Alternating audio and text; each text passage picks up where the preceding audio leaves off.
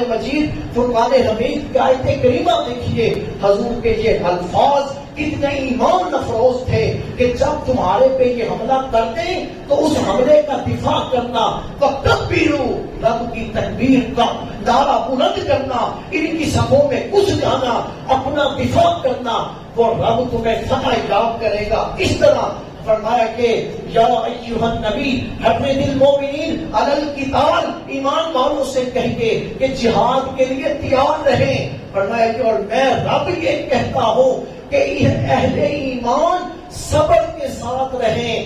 اہل ایمان 20 ہوں گے، صرف 20 ہوں گے، مد مقابل کے اندر کافر 200 کھڑے ہوں گے، اہل ایمان 200 کے لیے 20 ہی کافی ہوں گے، 20 مسلمان ہوں گے، 200 کافر کے اوپر غالب آ جائیں گے، 200 مسلمان ہوں گے، صبر کے ساتھ ایمان کے ساتھ ہوں گے، 1000 پہ غالب آ جائیں گے، 1000 ہوں گے 2000 کے اوپر غالب آ جائیں گے۔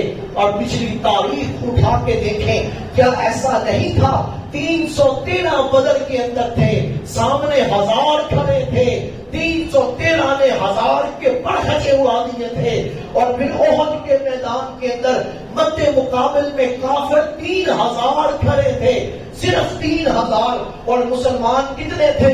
1000 تھے۔ آپ کو پتا ہے کہ 1000 تھے؟ نہیں، 1000 نہیں تھے، ان میں 300 منافق تھے جو عبداللہ بن ابی لے کے ہٹ گیا، پیچھے مسلمانوں کا قافلہ صرف 700 کے اوپر رہ گیا، 700 مسلمان تھے، سامنے 3000 کھڑے تھے، 3000 کو احد کے میدان سے بھاگنے پہ مجبور کر دیا تھا۔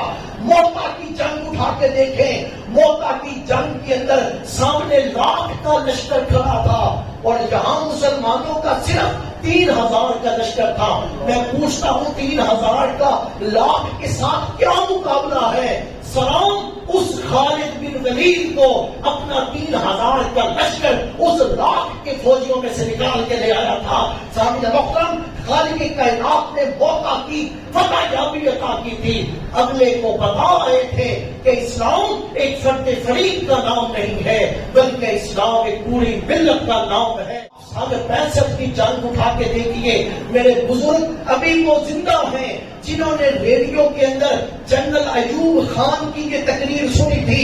جنرل ایوب خان نے یہ کہا تھا کہ انڈیا نے پاکستان کی طرف میلی نظر سے دیکھا ہے، انڈیا پاکستان کے پاس اس کا جواب دینے کے لیے اتنے ٹینک نہیں ہے، پاکستان کے پاس اس کا جواب دینے کے لیے اتنا اسلحہ نہیں ہے۔ آؤ میرے ملک کے جوانوں، اپنے سینوں کے ساتھ بم باندھ لو اور گھس جاؤ اس انڈیا کے ٹینکوں کی، اس کے نیچے گھس جاؤ اور اس کو ایسا جواب دو کہ دوبارہ تمہارے ملک کی طرف پہلی نظر سے نہ دیکھے۔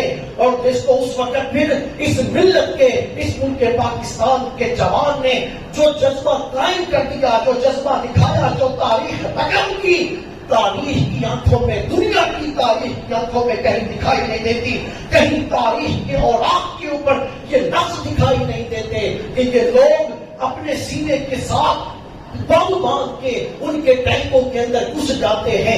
ایک ایک نے جب اپنی پن کھولی، ایک ایک کے ساتھ 14 ٹینک تباہ ہوئے، اور وہ اس بات کے اوپر حیران تھے کہ یہ ہو کیا رہا ہے۔ اور انہی شہیدوں کی قبریں آج بھی دسکا کے شہیدوں کے قبرستان کے اندر موجود ہیں۔ دوستو کیا تھا کہ 20 تھے، 200 کے اوپر غالب تھے، جذبہ ایمانی تھا، نگاہوں میں شرم و حیا تھی، صبر کے ساتھ تھے، استقامت کے اوپر تھے، کچھ بھی نہیں تھا، عددی تعداد نہیں تھی، اسلحہ بھی پوری طرح نہیں تھا، وہ زور لگاتے رہے۔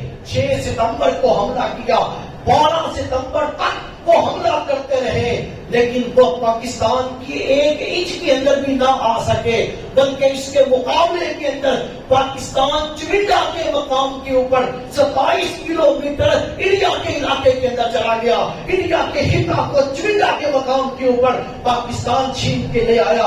دوستو یہ رب کا وعدہ ہے مسلمان کے ساتھ۔